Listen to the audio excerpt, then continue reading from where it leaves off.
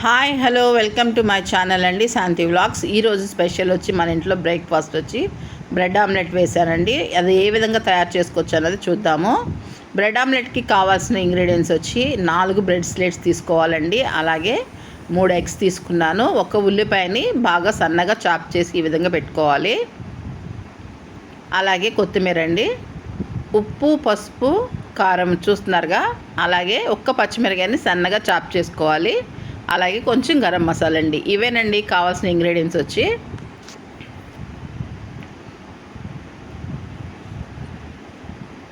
ఇప్పుడు ముందుగా మనం ఏం చేద్దామంటే ఆమ్లెట్కి కావాల్సిన విధంగా అండి ఈ మొత్తం కూడా మనం కలుపుకొని బ్యాటర్ని రెడీ చేసుకుందాము. ఉప్పు, పసుపు, కారం, ఉల్లిపాయలు, అలాగే పచ్చిమిర్చి, కొత్తిమీర, గరం మసాలా అన్నది ఒక్కొక్కటిగా దీంట్లో వేసేసుకోవాలండి.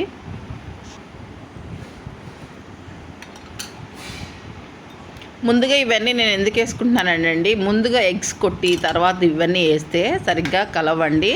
ఉప్పు, కారం, పసుపు ఇవన్నీ అలాగే గరం మసాలా అన్నవి ఉండలు కట్టి సరిగ్గా కలవకుండా కష్టంగా ఉంటుంది. కాబట్టి ఈ విధంగా ముందుగా మనం ఇవి కలుపుకున్నాక ఎగ్ మిశ్రమాన్ని వేసుకోవాలి.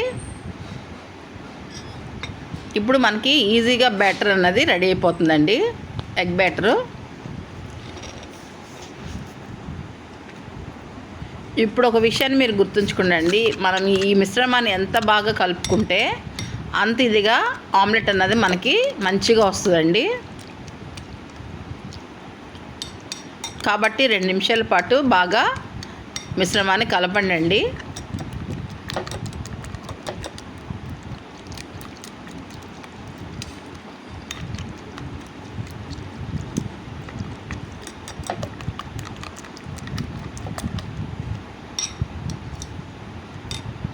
ఇప్పుడు మనకి రెడీ అయిపోయింది కదా, అది పక్కన అలా ఉంచుకొని స్టవ్ వెలిగించి మనం ఒక ప్యాన్ పెట్టుకుందామండి.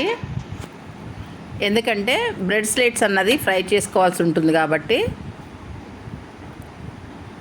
పెనం వేడెక్కిన తర్వాత ఇప్పుడు చూడండి, పెనం మొత్తం వేడెక్కింది కదండి.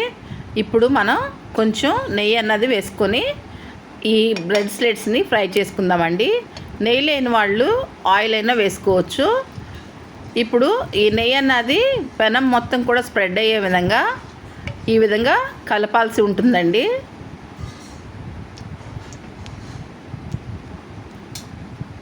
పెనం మొత్తం కూడా స్ప్రెడ్ అయింది కదండి. ఈ విధంగా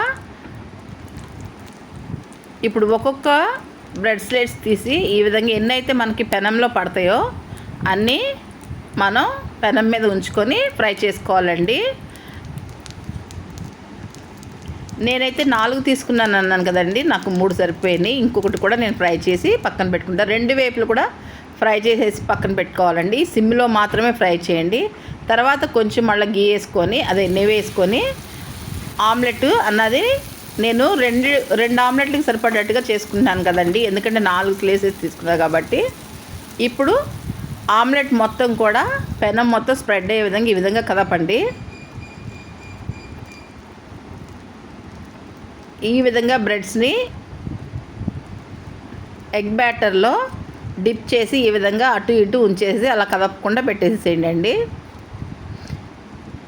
బ్రెడ్ ఆమ్లెట్ వేసుకునేటప్పుడు మొత్తం కూడా సిమ్లోనే ఉంచుకోవాలండి స్టవ్ అన్నది. నేను ఒకవైపు టర్న్ చేశాను, మళ్ళీ మీకు టర్న్ చేయడం చూపిస్తానండి. ఇప్పుడు ఎగస్ట్రా ఉన్న ఆమ్లెట్ని ఈ విధంగా ఫోల్డ్ చేసేసుకోండి, ఎందుకంటే రెండో వైపుని కూడా మనకి కాలాల్సి ఉంటుంది ఆమ్లెట్ అన్నది. ఇప్పుడు జాగ్రత్తగా నేను టర్న్ చేసి చూపిస్తాను చూడండి, స్లోగా చేయండి.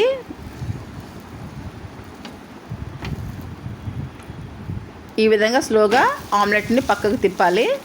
చూసారు కదా బ్రెడ్ స్లైడ్స్ అన్నీ ఎలా చక్కగా ఫ్రై అయినాయో. ఇలా రెండో వైపుని కూడా సిమ్లో పెట్టి మాత్రమే ఫ్రై చేసుకోండి. ఇప్పుడు దీన్ని హాఫ్కి కట్ చేసేసుకోండి. ఈ విధంగా కట్ చేసుకొని ఈ విధంగా అయినా సర్వ్ చేసుకోవచ్చండి, లేదంటే దీన్ని ట్రయాంగిల్ షేప్లో అన్నా కట్ చేసి సర్వ్ చేయొచ్చండి. నేను ఇప్పుడు కట్ చేసి చూపిస్తాను మీకు. అంతేనండి, ఈజీగా బ్రెడ్ ఆమ్లెట్ అన్నది మనకి రెడీ అయిపోయిందండి.